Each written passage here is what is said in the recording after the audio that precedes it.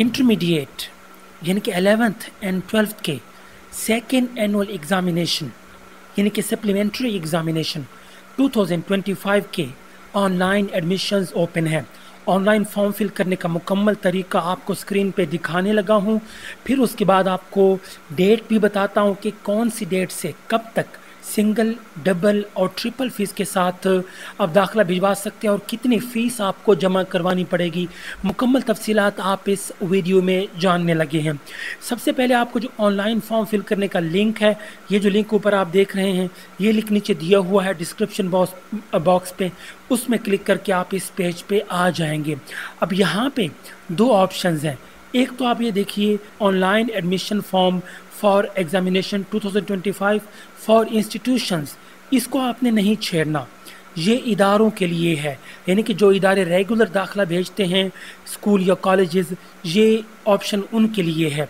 मैं आपको तरीका बताने लगा हूँ जिससे आप खुद अपना एडमिशन भेज पाएंगे। उसके लिए ये दूसरी ऑप्शन आप देख रहे हैं जिसमें लिखा है कि online admission form for higher secondary school second annual examination 2025 ex और प्राइवेट स्टूडेंट्स। आपने ये वाली option ex and private students वाली ऑप्शन को क्लिक करनी है, जो कि यहाँ पे दूसरे नंबर पे है। ये पहले नंबर पे है, जबकि ये दूसरे नंबर पे आपने इसको क्लिक कर देना है। जैसे ही आप इसको क्लिक करेंगे तो आपके सामने ये देखिए फॉर्म ओपन हो जाएगा। अब यहाँ पे कुछ नोटिफिकेशन भी दिए हुए हैं, जैसा कि आप ये देखिए कि the challan will be generated automatically after final submit. जैसे ही आप एडमिशन फॉर्म या फिर एप्लीकेशन फॉर्म सबमिट करेंगे तो खुद ब खुद फ़ीस का चालान जो है वो जनरेट हो जाएगा। उसके बाद फिर ये भी कहा जा रहा है कि manual challan forms will not be accepted. आप मैनुअल चालान फॉर्म जमा नहीं करवा सकते, यानी कि अपनी मर्ज़ी से कोई भी चालान फॉर्म आप फिल करके जमा नहीं करवा सकते हैं।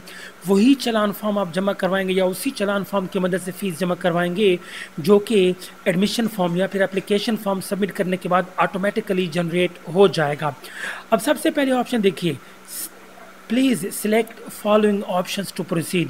अब पहली जो ऑप्शन है इसको क्लिक करेंगे। यहाँ पे देखिए 11th एंड 12th, मैं मिसाल के तौर पे क्लास 12 को सिलेक्ट कर लेता हूँ आपको समझाने के लिए। अब नीचे दूसरी जो ऑप्शन जो है ये वाली, अभी देखिए यहाँ पे दो ऑप्शंस हैं, एक है रजिस्टर्ड की और एक है नॉन रजिस्टर्ड की। मैं इनमें से कोई भी सेलेक्ट कर लेता हूँ आपको समझाने के लिए।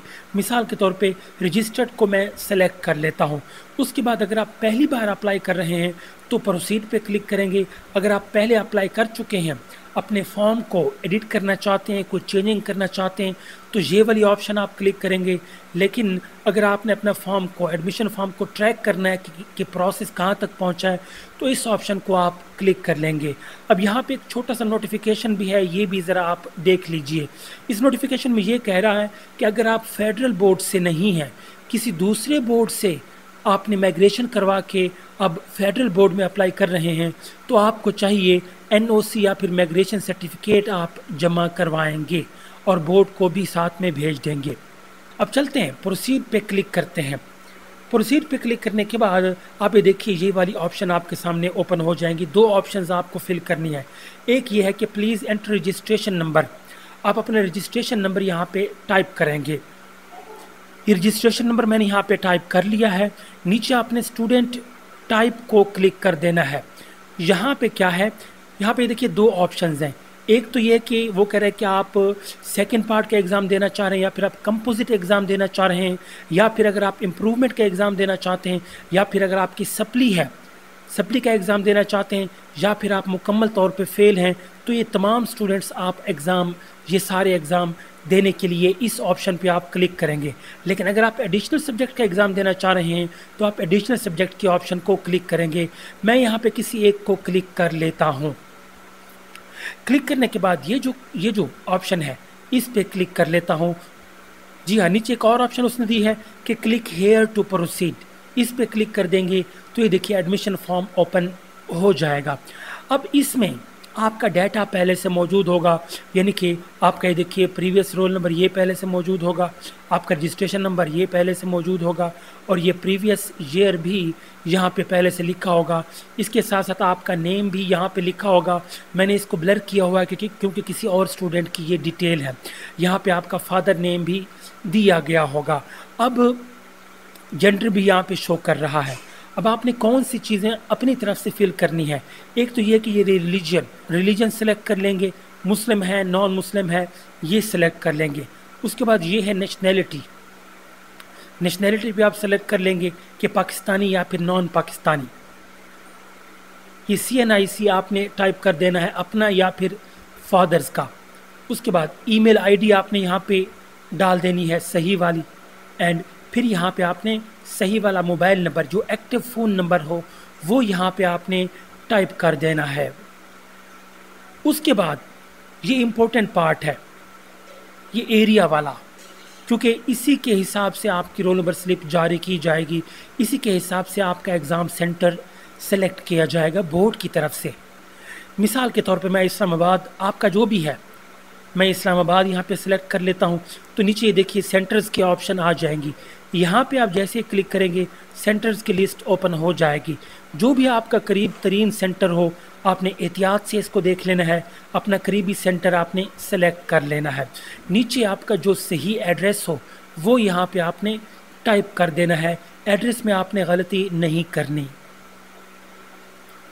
यहाँ पे नीचे आपने जो रेफरेंस है वो यहाँ पे आपने मैट्रिक का रेफरेंस आपने सेलेक्ट करना है, बोर्ड की तरफ से ये डिटेल्स चाहिए।